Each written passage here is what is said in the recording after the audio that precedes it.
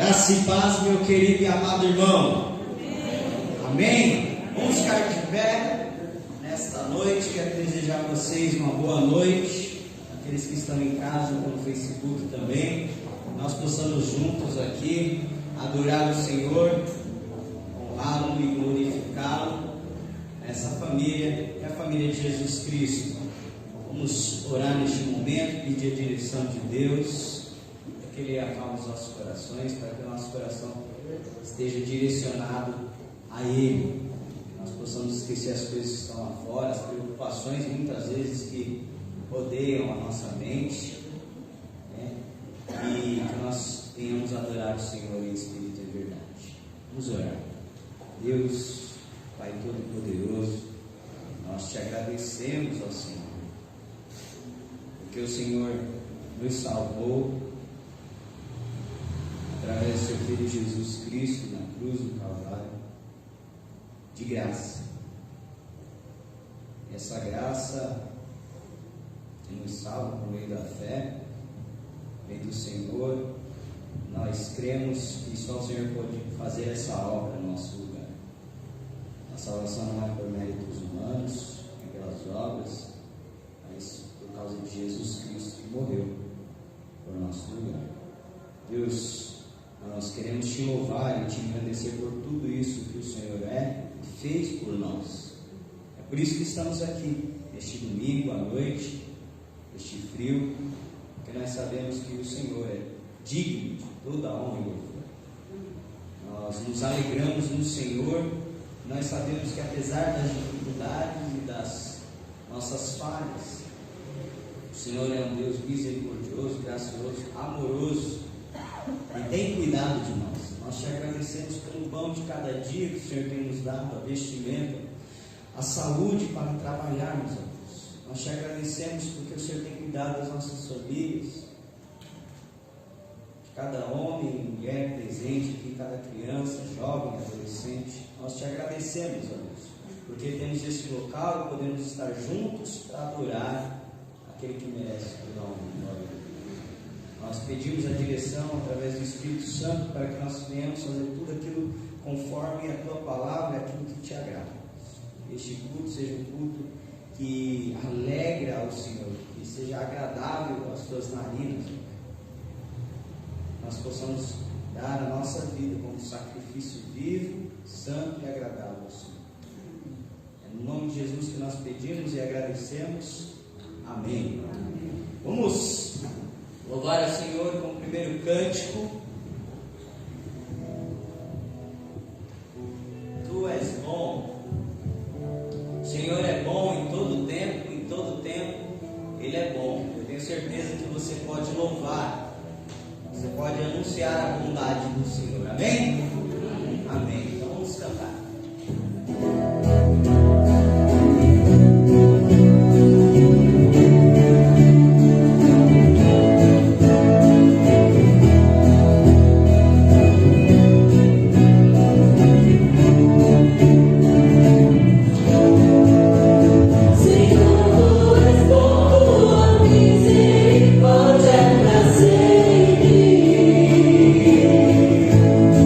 Senhor, tu és bom, tua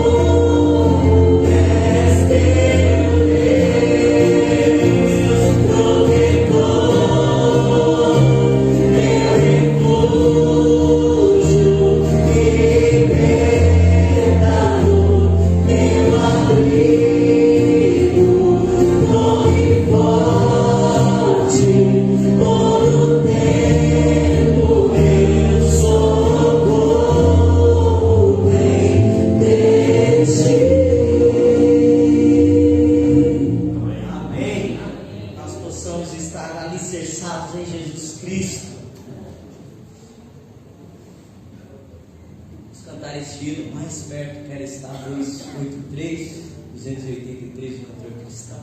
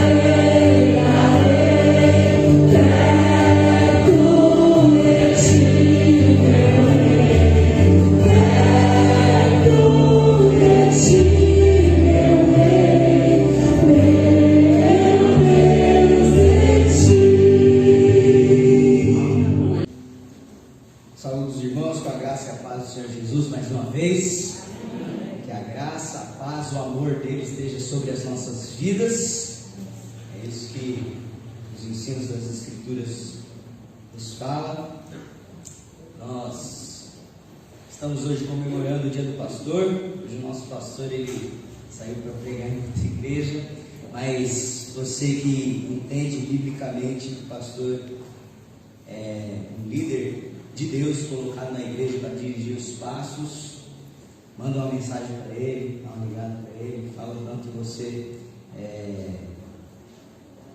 o ama em Cristo Jesus, quanto você vê o esforço dele na obra, né, de Jesus Cristo. É um homem que dá a sua vida, um homem que se desgasta, é um homem que deixou tudo para trás para seguir a Jesus Cristo, né? E são longos os tempos de estudo para se tornar um pastor eficaz, um pastor que está diante da vontade de Deus e liderando a igreja. Então, manda uma mensagem lá ao pastor Silvio, um abraço para ele. Também temos aqui o pastor Marcos Pedro, grande homem de Deus, que tem ajudado o ministério, tá bom? Então, e a todos os pastores que eu já encontrei, que são meus amigos, e que tenho a oportunidade de conversar. Feliz Dia dos Pastores. Tá bom? Hoje nós vamos meditar na palavra de Deus lá na carta de 1 Pedro. 1 Pedro capítulo 1, versículos de 1 a 3. Nós vamos meditar nesses 3 versículos. Eu não quero me alongar aqui hoje, né? Vai ser breve, mas algo muito importante que Deus tem para nós meditarmos os dias de hoje.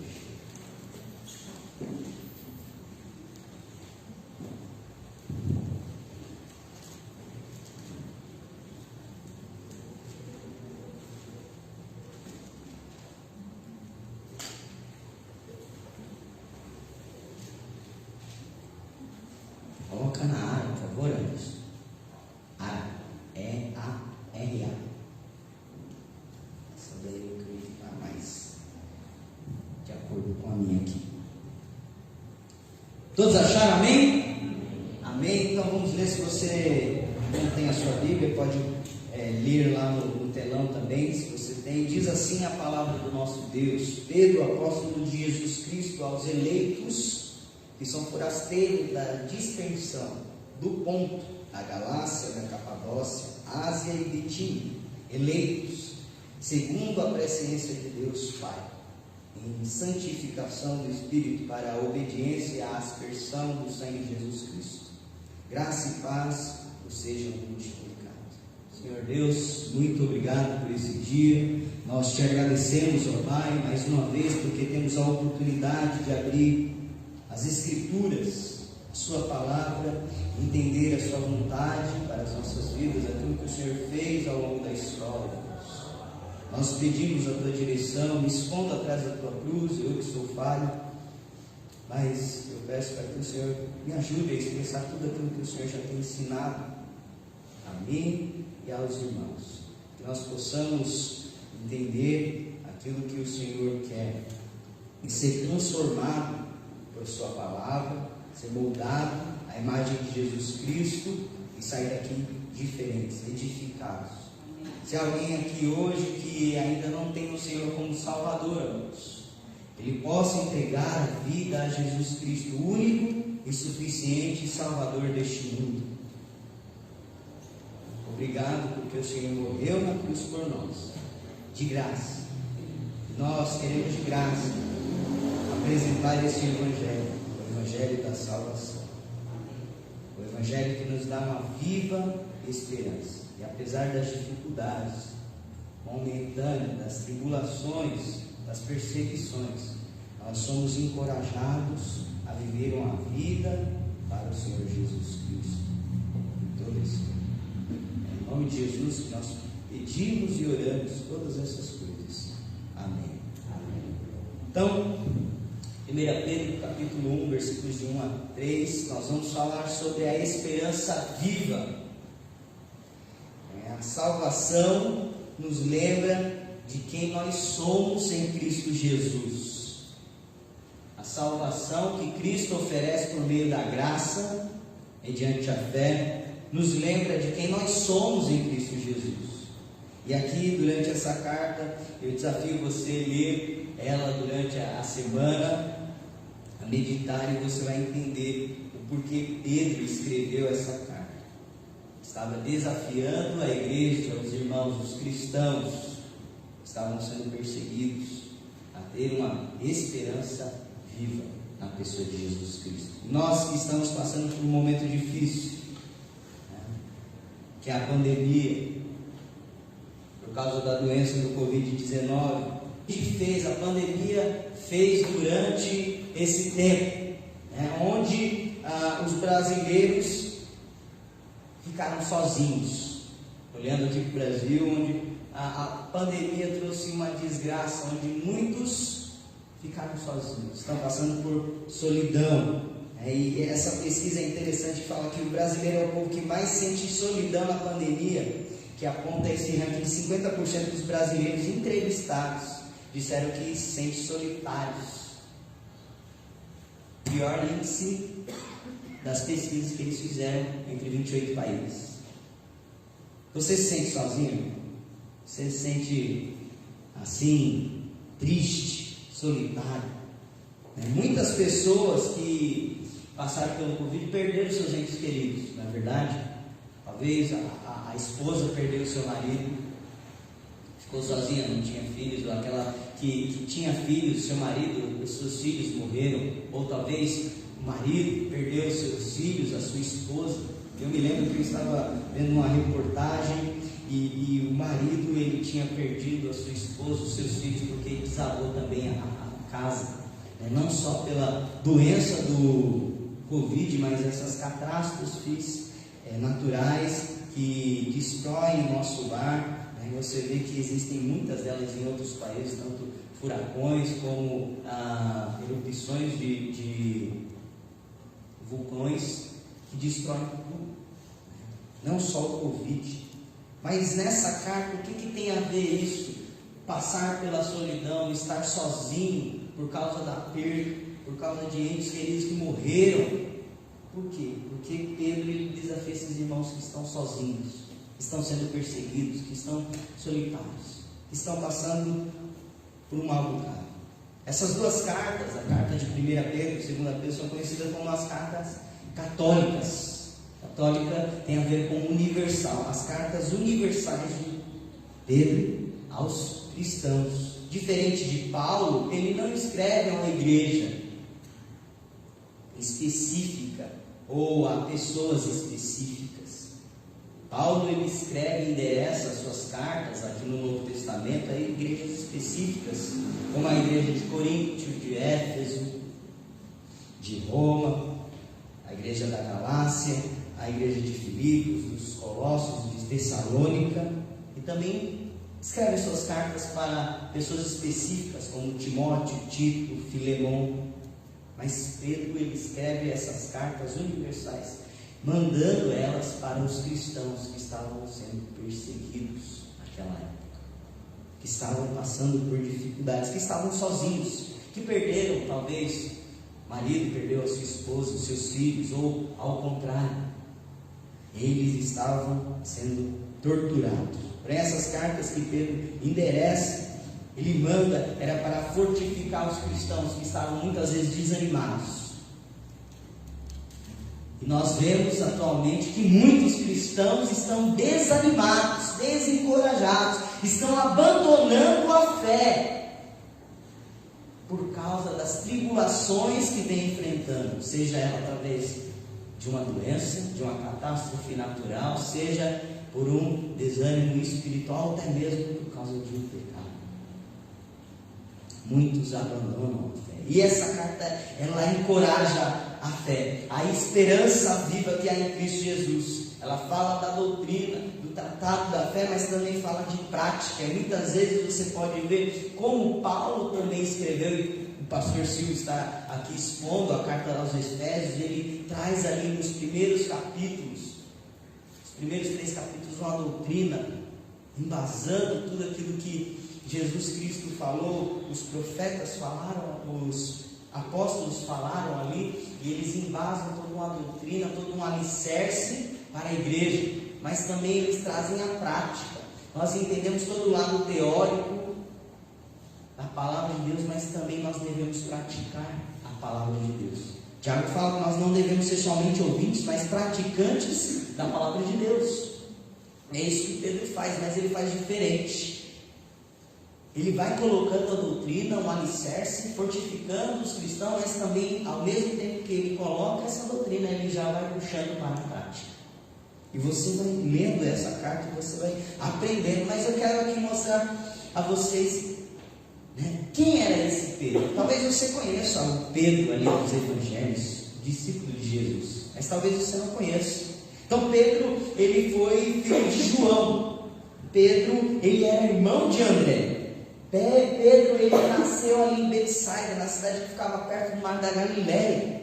Ele era um homem casado, tanto é que Jesus cura a sua sogra. Ele morava em Cafarnaum. Ali em Cafarnaum foi onde Jesus começa o seu ministério, chama os discípulos e faz muitos milagres. Ele também era um empresário e sócio de 2 irmãos, Tiago e João. quando eles iam pescar, eles se ajuntavam ali no mar da Galileia e iriam trabalhar. Mas também esse homem, Pedro, ele foi chamado por Jesus Cristo, mas não agora para pescar esses peixes ali no mar, sabe? Ser pescador de homens. Esse era Pedro, um pescador agora de homens. Ele foi escolhido para ser discípulo de Jesus, mas também apóstolo do Senhor, o enviado do Senhor, mensageiro do Senhor. Ele era o líder aqui dos discípulos, dos apóstolos. Você pode ver que ele era um homem que tomava a frente, que tentava dar a solução ou trazia uma decisão para ser tomada, mas era um homem com temperamento curto. Quantos homens aí se identificam com ele? Às vezes eu sou assim também. Mas um homem que foi lapidado, um homem que foi transformado por Jesus Cristo, um homem que negou a Jesus Cristo 3 vezes, mas antes tinha dito que ele era o Filho de Deus, que não deixaria, que daria a sua vida por Jesus Cristo, morreria com ele. Mas na hora H, o que aconteceu? Negou Cristo 3 vezes. E ele sai dali arrependido. Você pode ver no Evangelho de João, capítulo 21, a restauração de Pedro. E aquela pergunta famosa de Jesus: Pedro, tu me amas? Pedro, tu me amas? Pedro, tu me amas? Então apacenta as minhas ovelhas. E Pedro, aquele cenário onde tinha uma fogueira, os peixes, ele pôde se lembrar do que Cristo fez na cruz por ele. E daí por diante nós podemos ver um Pedro transformado, Pedro que foi restaurado por Jesus Cristo. E nós somos assim, irmãos. Jesus, ele nos transformou, nos deu salvação e vida eterna. E nós que estávamos longe de Jesus Cristo, nem acreditávamos em Jesus Cristo, agora nós passamos a crer por meio da fé. Quantos aí se lembram do momento que você entregou a sua vida a Cristo? Foi neste momento que Pedro foi restaurado por Jesus, e ele passa agora de um homem que negou a Cristo a liderar a igreja do Senhor Jesus Cristo com ousadia, com coragem, pregando o Evangelho do Senhor, porque ele estava cheio do Espírito Santo de Deus. E nós vemos isso lá em Atos. Ele começa a pregar, ele sai, ele cura, ele tira os demônios, ele participa de um concílio da igreja de Jerusalém. Esse homem foi um grande líder do Senhor Jesus Cristo. Mas nós precisamos também entender algo. Nós não cremos que Pedro, ele era o primeiro papa da igreja. Nós não cremos nisso. Muitos ainda creem que Pedro foi o primeiro papa da igreja.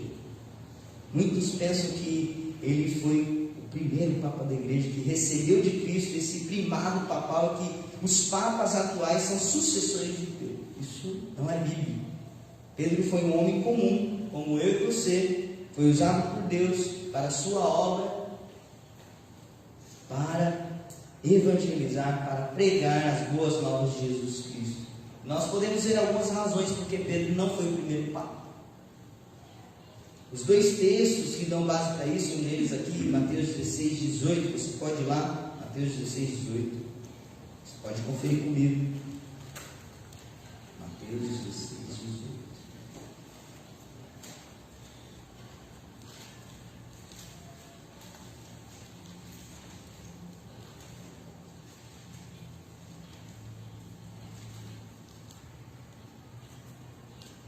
Todos acharam? Amém? Mateus 16, 18 diz: também eu te digo que tu és Pedro, e sobre esta pedra edificarei a minha igreja, e as portas do inferno não prevalecerão contra ela. E o outro texto está lá em Marcos 8. Mas vamos ficar nesse. Por que Pedro não é o primeiro papa da igreja? Pedro aqui não é a pedra central, não é a pedra que Cristo apresenta. E nós podemos entender isso olhando para o original, e ele fala aqui que Pedro é Petros. O significado de Pedro aqui se chama pequena pedra, fragmento de pedra, fragmento da rocha. Que rocha é essa? A rocha é Petra. Petros, Pedro. Petra, rocha, pedra. E quem era essa pedra? Cristo. Mas muitos distorcem esse texto e falam: olha, está aqui. Mas nós podemos também ver isso no português. Além de ver ali no original, ver que esse nome, o nome de Pedro, Petro, está bem parecido com Petra, que é pedra, rocha. Nós podemos ver isso no português, o pronome demonstrativo, esta e esta. Esta e essa. Quando nós lemos o texto aqui, fala assim: também eu te digo que tu és Pedro, e sobre esta pedra edificarei a minha igreja, e as portas do inferno não prevalecerão contra ela. O que Jesus está mostrando ali? Que aonde a igreja dele seria edificada seria sobre a rocha que era ele, Cristo. Se Jesus Cristo tivesse falado sobre essa pedra, aí sim nós poderíamos dizer que ele seria a base. Mas nós podemos entender isso também ao longo da história. E nós podemos ver aqui na carta de Pedro que Pedro entendeu isso, que ele não era rocha, não era o alicerce. Nós podemos ver que Pedro fala que Cristo era pedra de esquina, pedra angular, pedra central. Tanto é que no seu primeiro sermão ali em Jerusalém, lá em Atos capítulo 4, versículo 8, Pedro, cheio do Espírito Santo, ele começa a falar sobre Jesus Cristo Nazareno, que aqueles judeus tinham crucificado, mas que ele ressuscitou ao terceiro dia, depois de estar morto. Esse Jesus, ali ele fala em Atos 4, 8, 12, este Jesus é a pedra rejeitada por vós, os construtores, o qual se tornou a pedra angular, e não há salvação em nenhum outro debaixo do céu. Não existe nenhum outro nome dentre os homens pelo qual importa que sejamos.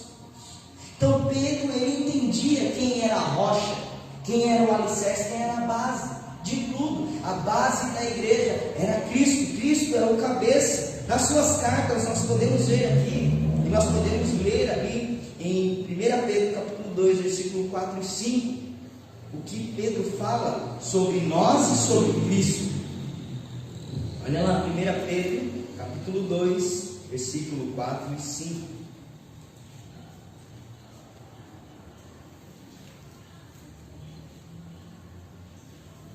Diz assim: chegando-vos para ele a pedra que vive, rejeitada sim pelos homens, mas para com Deus eleita e preciosa. Também vós mesmos, como pedras que vivem, sois edificados casa espiritual para ser sacerdócio santo, a fim de oferecer sacrifícios espirituais agradáveis a Deus por intermédio de Jesus Cristo.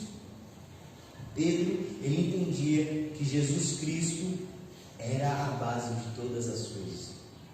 Paulo também, falando sobre a igreja, ali em 1 Coríntios capítulo 11, ele fala que nós somos o corpo, Jesus Cristo é o cabeça, mas em 1 Coríntios capítulo 3, versículo 11, Paulo afirma e ele entende que Jesus Cristo é a pedra central, ele é o alicerce, ele é a base. Diz assim a palavra de Deus, 1 Coríntios 3, 11, porque ninguém pode lançar outro fundamento àquele que foi posto, o qual é Cristo. Não tem como eu, não tem como Pedro, não tem como Paulo, não tem como nós sermos a base, o alicerce da igreja, porque nós somos pecadores. Mas Jesus Cristo é o único sem pecado. E Ele pode nos assegurar, nos sustentar. E a porta do inferno não prevalecerá sobre a sua igreja. Mas também nós podemos ver através da história.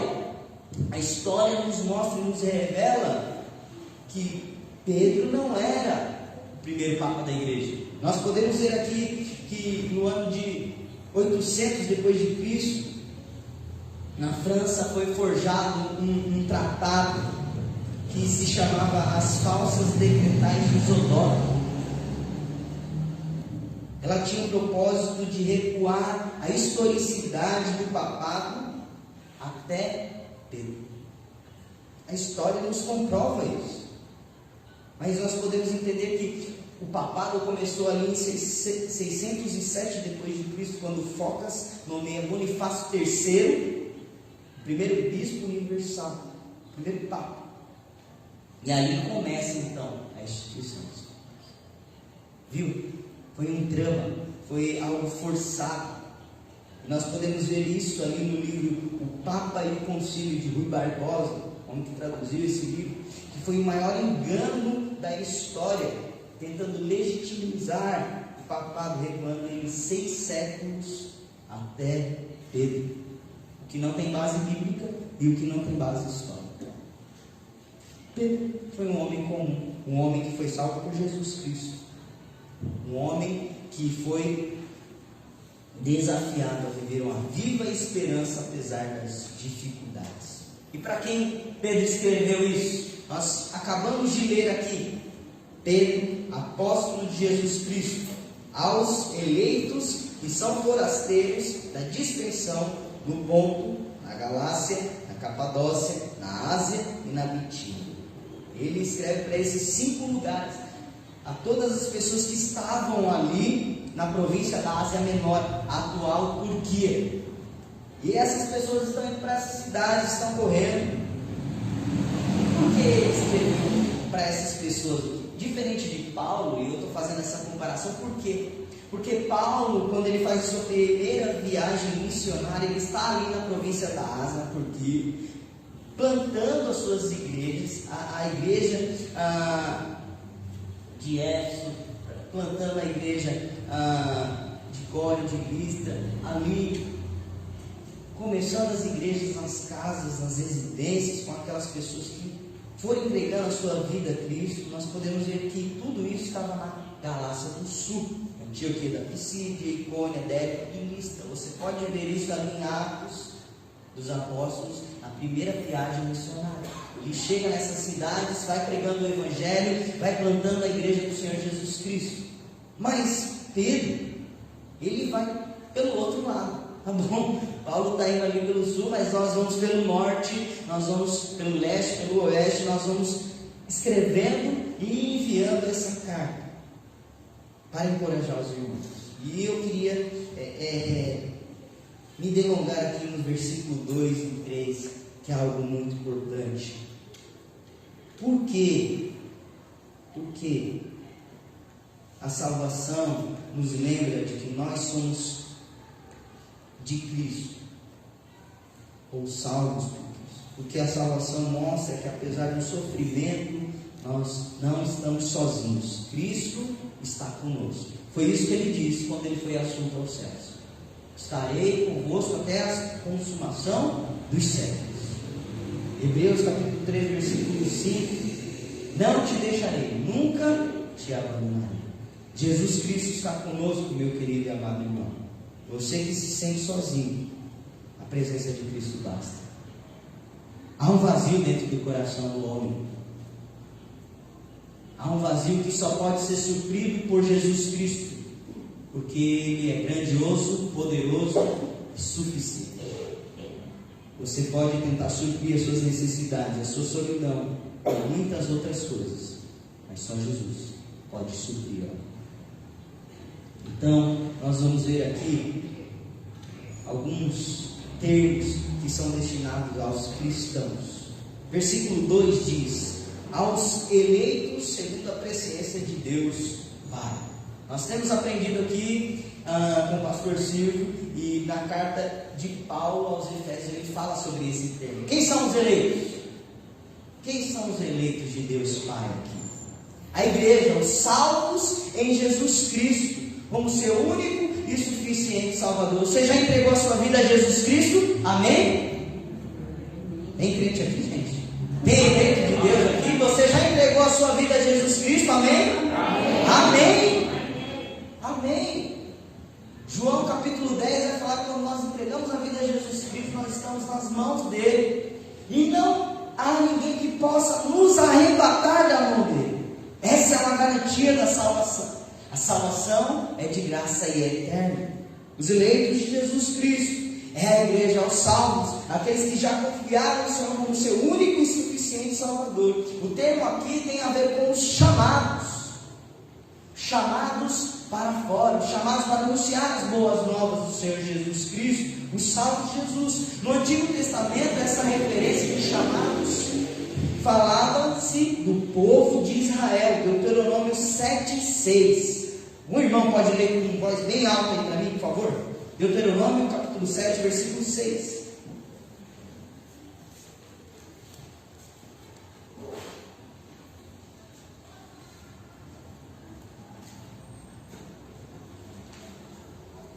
Porque povo santo és ao Senhor teu Deus, o Senhor teu Deus te escolheu para que fosse o seu povo especial de todos os povos que há sobre a face da terra. Porque você será o meu povo, um povo santo, um povo separado, um povo que estava anunciando a glória de Deus, o Deus verdadeiro, o Deus único. Eles foram chamados para isso. Mas quando nós falamos no Novo Testamento, esse chamado era um chamado para a salvação. É um termo designado aos cristãos, à igreja do Senhor Jesus Cristo, os salvos. Então, se você já entregou a vida a Jesus Cristo, você é o eleito de Deus. Você faz parte da igreja de Jesus Cristo. E há um conceito muito importante que nós já estamos aprendendo aqui sobre o que é igreja. Igreja é organismo e igreja organização. Igreja, organismo, é o corpo de Cristo. Ele é o cabeça e nós somos o corpo. Esse corpo é formado pelos salvos em Jesus Cristo. E nós fazemos parte. Se você já entregou a vida de Jesus Cristo, você faz parte desse organismo vivo, que é a igreja invisível e universal de Jesus Cristo. Todos os cristãos do mundo todo fazem parte desse corpo. Mas há uma diferença. Há uma diferença. Igreja, organização. Muitos são salvos e fazem parte da igreja organismo, mas muitos não fazem parte da igreja organização. Organização fala de um lugar físico, onde os crentes se reúnem, onde há uma infraestrutura, onde há um CNPJ, um CPF, documentação, há coisas a ser legalizadas. Aqui há salvos e não salvos, ou pessoas que ainda entregarão a vida a Cristo. Amém? Amém. Há o trigo e o joio, a ovelha e o bode. Essa é a igreja universal. E nós só podemos reconhecer esses daí se nós vemos os seus frutos. Pelos frutos reconhecemos. Você faz parte da igreja organismo e da igreja organização? O fato de sermos lembrados que fomos eleitos por Deus era um grande consolo para esses cristãos. É por isso que Pedro escreve: olha, vocês são eleitos, porque o Senhor salvou vocês ali na cruz do Calvário. Vocês já creem no sacrifício de Jesus Cristo. Então vocês não estão só, Ele está com vocês. O Espírito Santo habita em todo aquele que crê em Jesus Cristo, os eleitos de Deus. Então, quando você se sente só, lembre-se que você faz parte da igreja de Jesus Cristo, dos salvos. Você é um eleito de Deus. Amém? Esses irmãos estavam sendo perseguidos. Esses irmãos estavam sofrendo muito. Seus entes queridos morreram. Eles abandonaram as suas casas. Estavam peregrinando. Não tinham o que comer, não tinham o que beber, estavam escondidos, mas tinham consolo, uma viva esperança.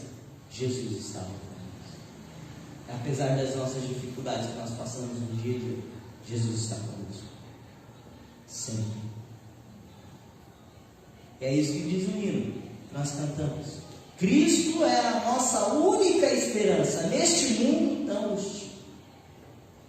E você pode lembrar de muitos outros hinos que falam dessa viva esperança. Segunda coisa que nós aprendemos aqui, que quando nós somos salvos em Cristo, nós devemos nos lembrar que nós já fomos salvos por Jesus Cristo, fazemos parte da igreja, somos eleitos de Deus porque somos salvos. Já entregamos a nossa vida a Cristo, não por os nossos méritos, mas pelo mérito de Deus, Pai. A segunda coisa é que nós somos forasteiros.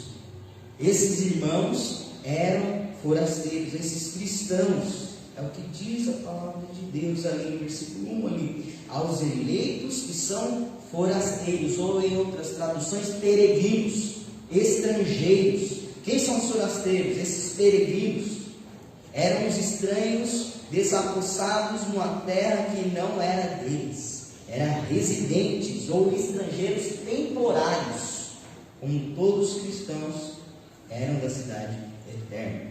Pensa comigo, você que viaja bastante, né? Talvez nessa pandemia você não tenha viajado muito, mas você vai para um hotel, se hospeda ali. Lembre-se, você não é dono daquela casa, daquela residência, daquele quarto. Isso é um peregrino, forasteiro. Você alugou, você comprou, mas não te pertence. Isso é um forasteiro. Estamos de passagem aqui neste mundo, não é verdade? Estamos de passagem porque o mundo não é a nossa moradia permanente, mas um lar celestial. E a partir do momento que nós entregamos a nossa vida a Cristo, nós somos forasteiros, porque esse mundo não é nosso. A nossa cidadania é a dos céus. É isso que Paulo vai falar em Filipenses 3:20.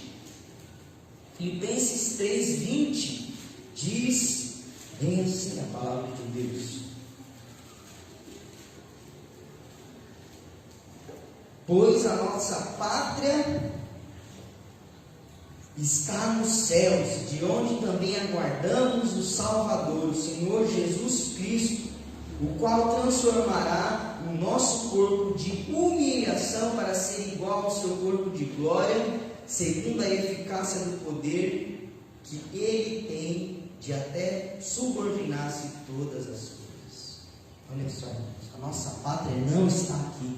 E por que muitos de nós vivemos como se a nossa pátria fosse aqui? Estamos de passagem.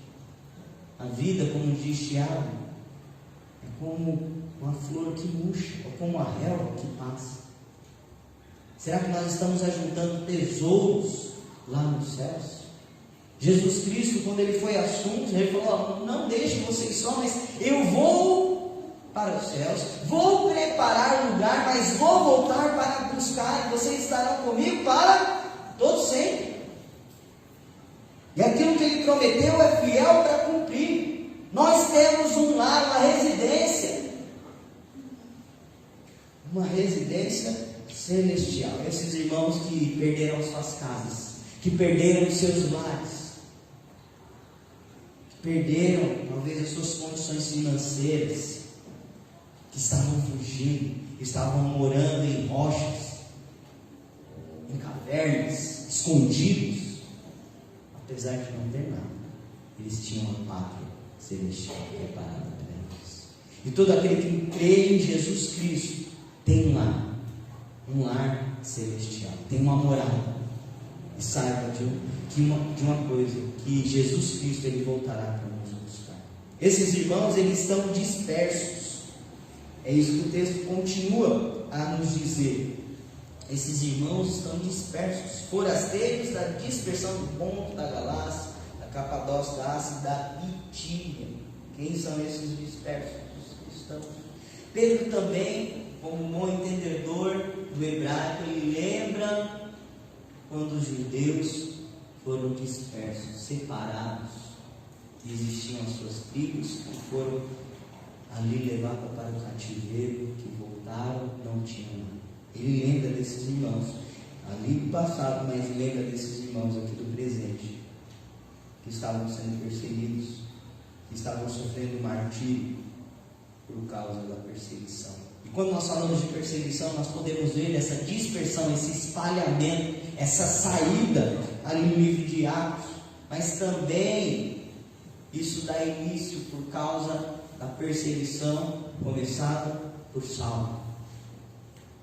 Saulo estava presente ali no apedrejamento de Estevão, e dali ele começa uma perseguição contra a igreja, prendendo, matando, porque eles pensavam que estavam fazendo a vontade de Deus, mas ele não estava. E esses irmãos são espalhados, estão fugindo, mas ao mesmo tempo que eles estão espalhados, estão dispersos, eles estão semeando a palavra de Deus. Quem diga que o sangue dos cristãos foi uma semente plantada para nascer uma nova vida. E isso foi importante porque o Evangelho foi disseminado. O Evangelho foi anunciado em outras regiões. O interessante é que quando ele continua falando dos eleitos, aqui no versículo 2, os eleitos segundo a presciência de Deus, é interessante que ele está falando da igreja, dos salvos em Jesus Cristo, e muitos não entendem o que é isso. Há uma briga teológica falando sobre isso, mas porque eles não são sábios e não entendem o que diz a palavra de Deus a respeito dessas coisas, dessas doutrinas. Eles brigam, eles menosprezam outros, eles falam que só eles possuem a verdade, eles distanciam as pessoas em vez de aproximá-las.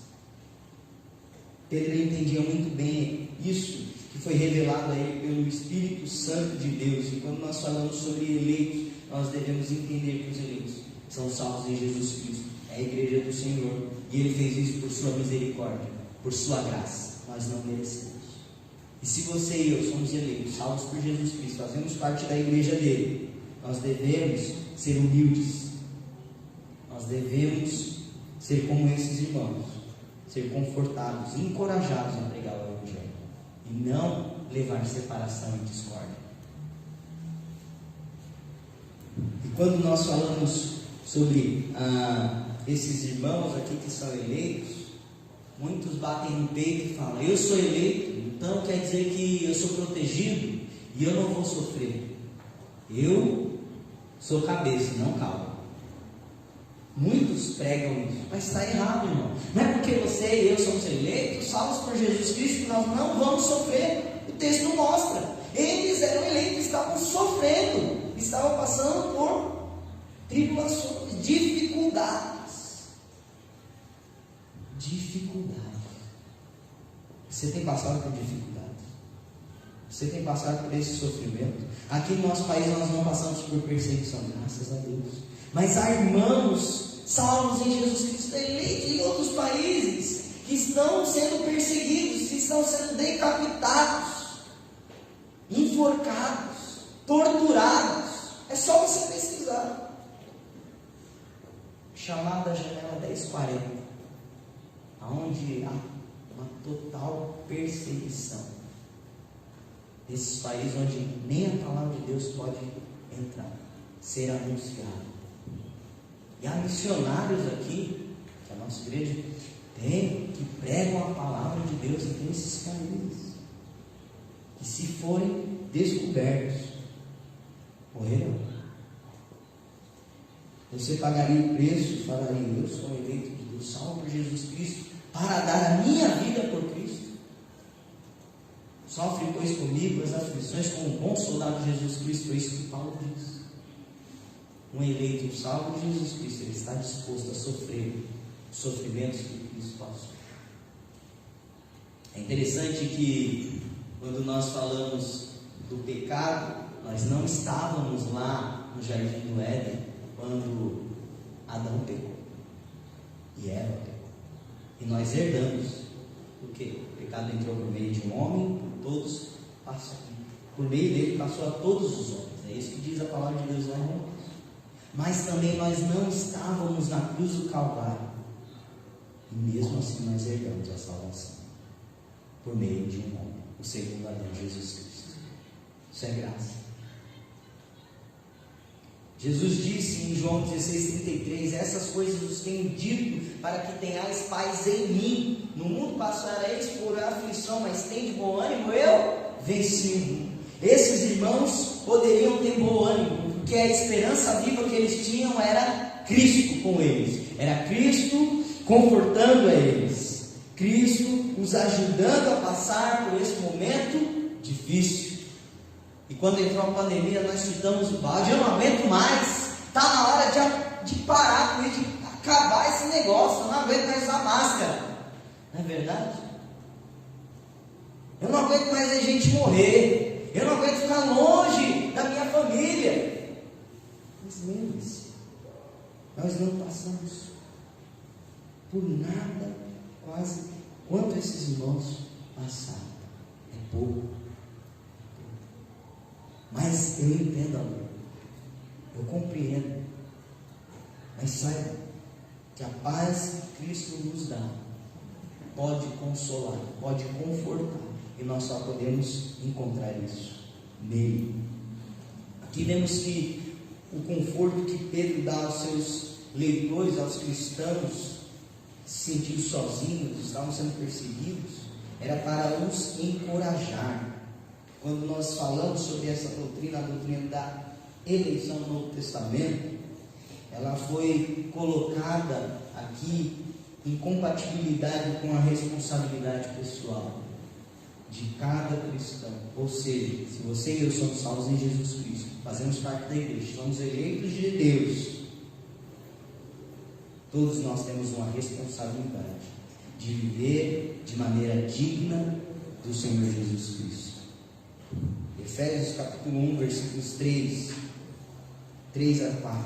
Efésios capítulo 1, já estou terminando. Diz assim a palavra de Deus. Efésios capítulo 1, 3 a 4. Bendito Deus e Pai de nosso Senhor Jesus Cristo, que nos tem abençoado com toda sorte de bênção nas regiões espirituais celestiais em Cristo, assim como nos escolheu nele antes da fundação do mundo, para sermos santos e irrepreensíveis perante Ele em amor. Ele nos escolheu, Ele nos chamou, Ele nos elegeu. E o texto vai dizer que Ele nos predestinou, versículo 5. Mas para quê? Para sermos irrepreensíveis, para sermos santos. Se você fala que é salvo, se você fala que faz parte da igreja de Jesus Cristo, se você bate no peito e fala, eu sou o eleito do Senhor Jesus Cristo, mas não vive uma vida de santidade, não vive uma vida de irrepreensão, você está totalmente enganado. A sua vida deve condizer com aquilo que você fala, prega e vive. Nós fomos separados. Pedro vai falar isso na sua carta. Nós somos povo santo, sacerdócio real, povo separados para anunciar as maravilhosas obras do Senhor Jesus Cristo, que nos tirou do lamaçal de pecado e nos levou para o seu reino de luz. Nós devemos viver uma vida de santidade.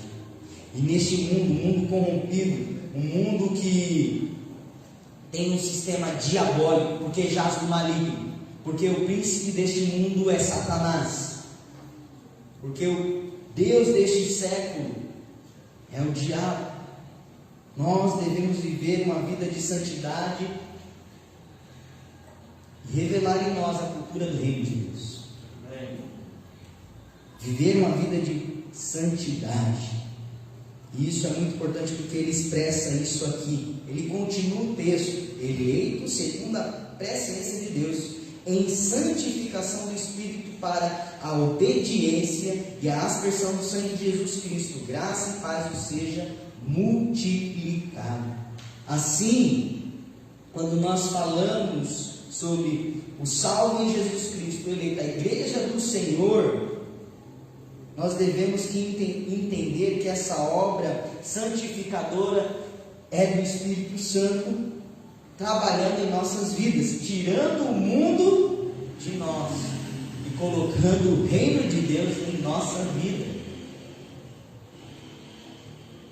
É a obra do Espírito Santo nos separando do pecado, da incredulidade, para viver uma vida de fé e de santidade para Deus. Segunda Tessalonicenses vai falar sobre isso. Segunda Tessalonicenses 2,13 diz assim: entretanto, devemos sempre dar graças a Deus por vós, irmãos amados pelo Senhor, porque Deus nos escolheu desde o princípio para a salvação pela santificação do Espírito, que é a fé na verdade. É o Espírito Santo que vai trabalhando e vai nos ajudando a viver uma vida de santidade, porque se nós formos tentar pelos nossos próprios esforços, pela nossa própria obra, pela nossa própria força, nós vamos fracassar, na verdade, irmãos. Nós pecamos, somos falhos. Mas se nós vivemos pelo Espírito e andarmos pelo Espírito, nós vamos viver uma vida de santidade. Assim, a santificação começa por meio da justificação, a declaração do pecador como justo diante de Deus pela graça que foi imputada à justiça de Cristo. Jesus Cristo, ao morrer na cruz do Calvário, ressuscitando, Ele nos imputou justiça diante de Deus. Nós estávamos condenados, mas Ele nos tornou justos pelo seu sangue. É isso que Pedro vai falar aqui. Ele nos tornou justos, nos justificou em Jesus Cristo. E Ele continua com esse processo de purificação, de santificação. É o processo da santificação que nós chamamos até o momento da glorificação. Nós somos justificados em Jesus Cristo por sua morte. O seu sangue nos purifica, nos lava de todo o pecado. Entramos nesse processo da santificação. O Espírito Santo vai trabalhando na nossa vida. Nós vamos ter uma intimidade com Deus, um relacionamento profundo através da sua palavra, porque a palavra de Deus é o espelho que nos mostra onde há pecado. E através disso nós podemos nos arrepender, confessar os nossos pecados ao Senhor Jesus Cristo. Ele vai nos limpando, tirando o mundo de nós, criando a mente de Cristo, renovando a nossa mente. É isso que Paulo diz lá em Romanos capítulo 12, versículo 1.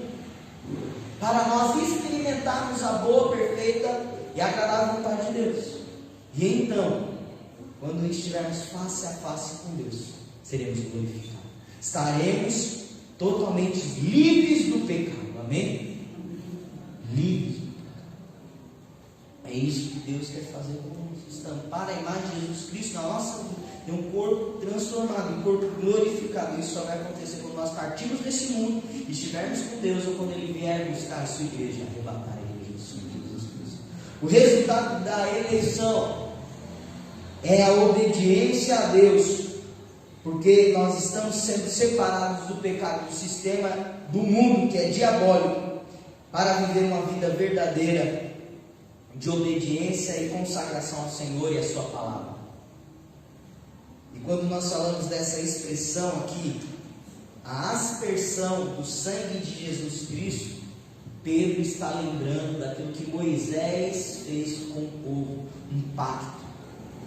Ele estava diante do povo ali em Êxodo capítulo 24, versículos 4 a 8, nós não vamos ler, você pode ler na sua casa. Ele estava diante do povo, ele faz um sacrifício, ele asperge o sangue diante do povo, simbolizando a aliança que eles haviam feito para com Deus, em obedecer a palavra de Deus. Mas quando nós olhamos para o Novo Testamento, e especificamente para a pessoa de Jesus Cristo, de igual modo nós temos uma nova aliança. A fé no derramamento de sangue de Jesus Cristo, a fé no sacrifício dele, em que ele morreu no nosso lugar, nos substituindo, nos justificando, nos santificando, nos adotando como filhos. Ele faz essa expiação perfeita, uma única vez, para nos limpar dos pecados, para sermos salvos. E essa aliança, essa promessa feita ali conosco, nos ajuda a cumprir em obediência à palavra de Deus. É isso que Pedro nos mostra.